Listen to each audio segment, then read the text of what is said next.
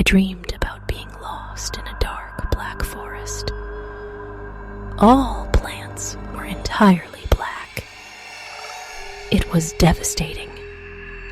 Black as the dark space around us. Black as the great universe itself.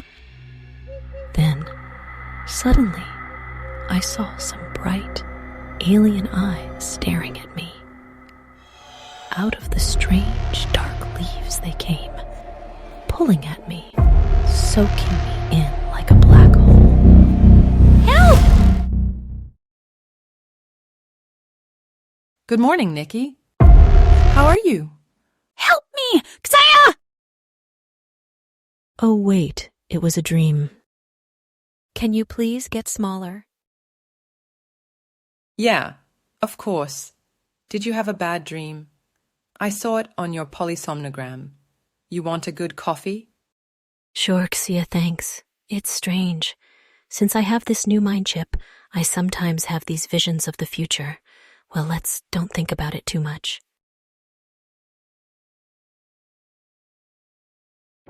March 10th, 2354, Earth date.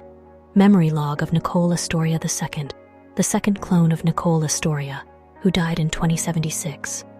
This is the memory log of my scientific journey to planet Umbra Ruber, located in section 10392 of the Andromeda Galaxy, accompanied by my AI companion of the 5th generation, Xia. Well, I think the Latin word ruber means red, so no black illusions here. The planet is tidally locked. That means one side is always facing the sun, and we have to examine if there could be a form of red photosynthesis. Okay, well, doesn't seem to be that complicated. Nothing I didn't do before.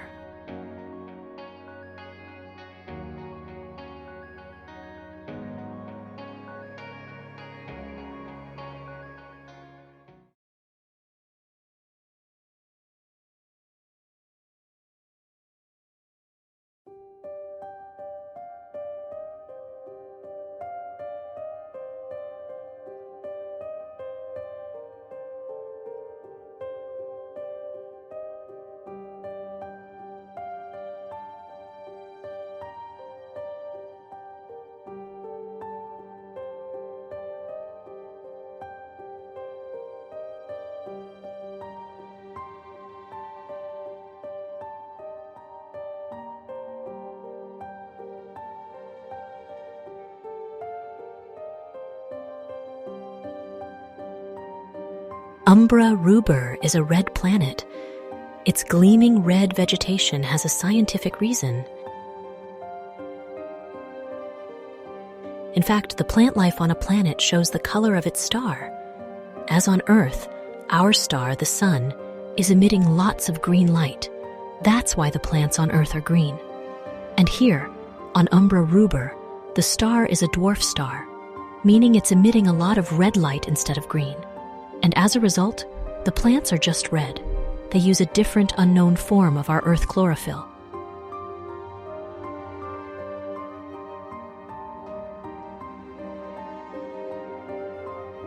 If there is enough light to catch, plants always reject the very peak color of its star that is in abundance. They do this to stabilize their in and outcome of energy production. And on the bright side of Umbra, there is more than enough light, red light from the dwarf star. Because the planet is tidally locked, this side is always facing the sun, meaning the plants are bombarded with sunlight the whole day, and there is no night here. The plants live in the luxury of too much sunlight, and so they've evolved into a color signature of their red home star.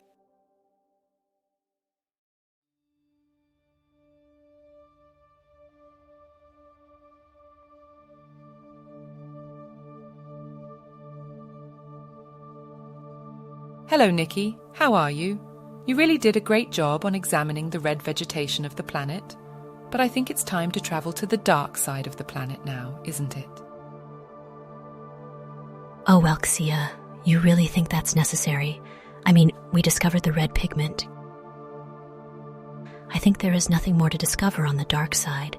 For financial reasons, I would suggest we fly home. Oh, Nicky, you finally have to fight your fear of the dark. You know, otherwise, I can't guarantee you the salary increase. Our task is to examine both sides of the tidally locked planet. So I think I'm deciding in your best interest, which is my task as your AI companion, by flying the spaceship to the dark side of Umbra Ruber now. You'll be fine, I promise. What? No! I didn't agree to that. Damn it, I hate this computer. I'm gonna switch her off next time.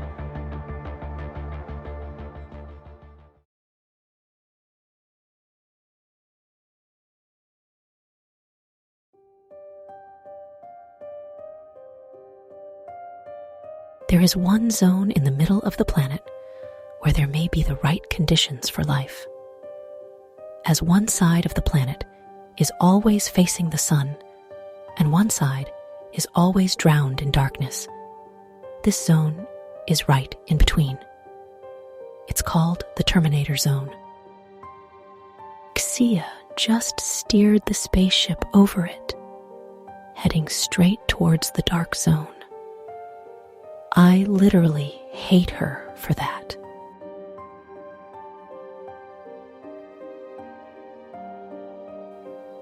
As we get into the dark zone, you see the red plants vanish more and more, being replaced by blackness.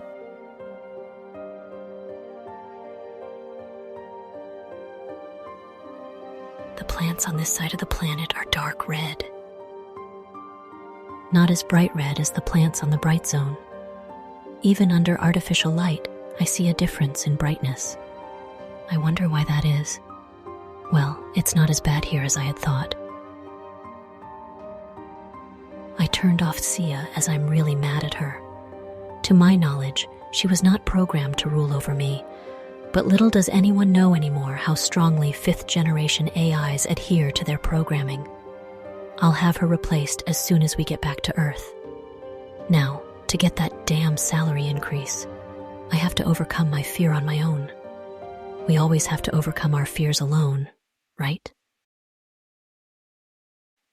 There's a forest back next to the meadow.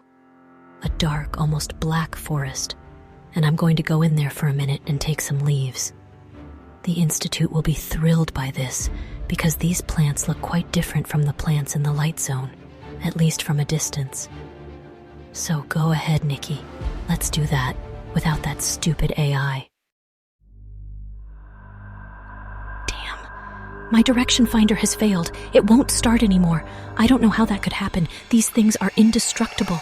In 10 years, this has never happened to me. What a nightmare. I don't know how to find my way back. And I can't reach Xia because I turned her off. Oh, damn it. This will be my end. I'm scared to death. It was such a huge mistake. And these eyes, there are these eyes everywhere. I knew it wasn't a dream. I'm afraid I'll have to attempt communication with the aliens. Let's just hope they're peaceful. My mind chip should be able to pick up their language in this area of the universe.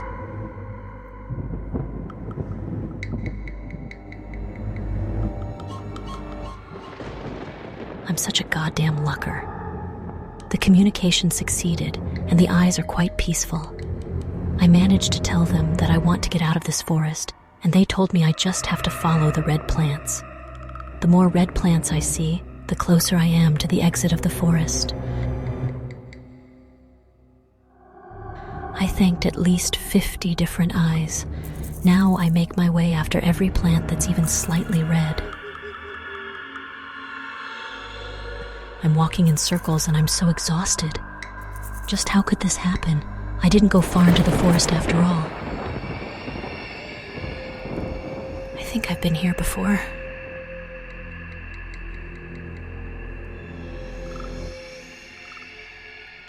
I thought this was my end. But here I am, having finally found some glowing red plants. I'm following them, almost running now to find more of them. I made it out. Oh my God, I've never felt so happy in my whole life. I can see the red meadow again. The aliens told me the truth. I would love to go back and thank them, but not even 5,000 eyes can get me into that forest again. I can see my spaceship from far away. What luck.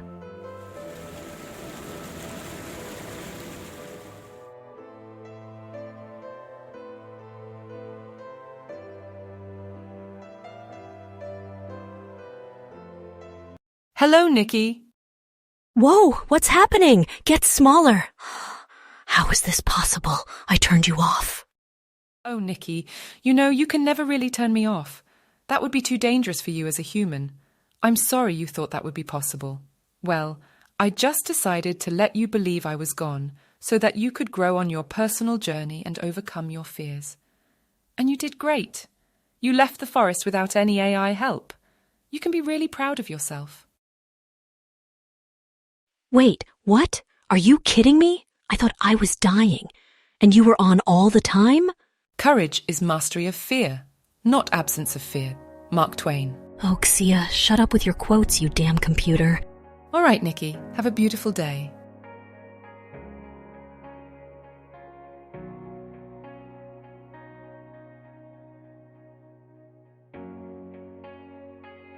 Xia and I have reconciled.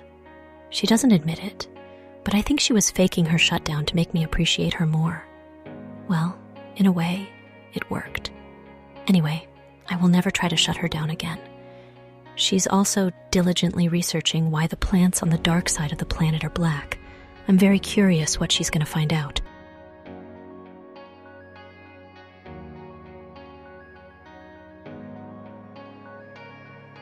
March 10th, 2354, Earth date.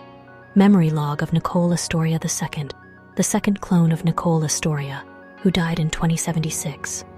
This is the memory log of my scientific journey to planet Umbra Ruber, located in section 10392 of the Andromeda Galaxy, accompanied by my AI companion of the 5th generation, Xia. Umbra Ruber is named after the red shadow, and this is precisely what I discovered on the planet orbiting the dwarf star Erich 127. On its illuminated hemisphere, it is covered by bright red vegetation, whereas on its dark side, the plants are curiously black, even when exposed to artificial light. I retrieved some probes from the spacecraft, which will be further analyzed for their pigments and potential photosynthesis. We initially flew to the illuminated zone and collected samples there for approximately 3 weeks. During this time, we encountered a red variant of chlorophyll.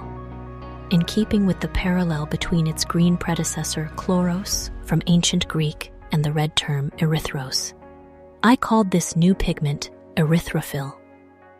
Subsequently, we ventured into the shadowed region to investigate the plant life thriving there. Amidst the forested environment, we not only encountered plants of an inky black color, but also peculiar plant-like organisms characterized by a single eye at their core.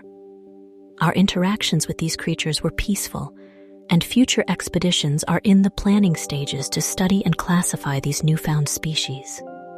Our most recent explorations led us to the Terminator zone. Though we didn't encounter any extraterrestrial life forms beyond microorganisms and small insects, this zone appears to possess habitable conditions. Plans for additional expeditions to this area are also underway. I hereby confirm that I have reproduced a brief summary of my scientific expedition and that I have not forgot any, important details. I agree to a full download of my memories. The download can start now.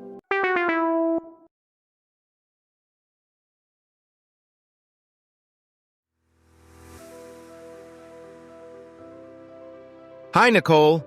I'm glad you were able to successfully complete your mission. Xia sent us your memory log, and we are thrilled about your results. There was a small memory lapse during your stay in this dark forest, but Xia assured us that it was a technical difficulty for which you were not responsible. For this reason, we have decided to grant you the salary increase you've asked for. We look forward to welcoming you back to Earth. Well, I should really be friendlier to this AI.